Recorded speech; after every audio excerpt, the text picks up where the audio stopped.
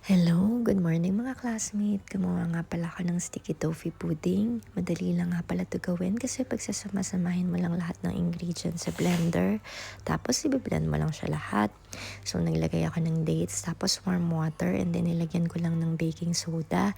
Inintay ko lang siya mababad doon ng konti bago ko binlend. And then after nun, nilagay ko lang siya ng treacle, ng sugar, brown sugar nga pala yung ginamit ko, vanilla extract, egg, at saka flour natin, at baking powder.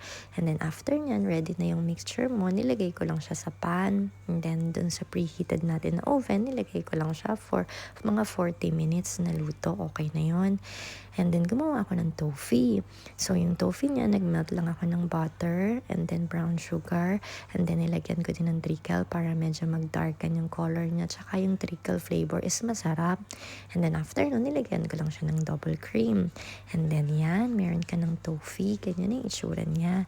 So eto na nga, luto na nga yung pudding natin. So ganito na siya.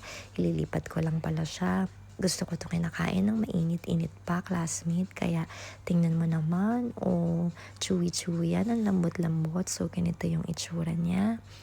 Ang sarap nga nito, classmate. Ganito pala namin siya kinakain. Ilalagay mo sa bowl, lalagyan mo ng toffee sa ibabaw.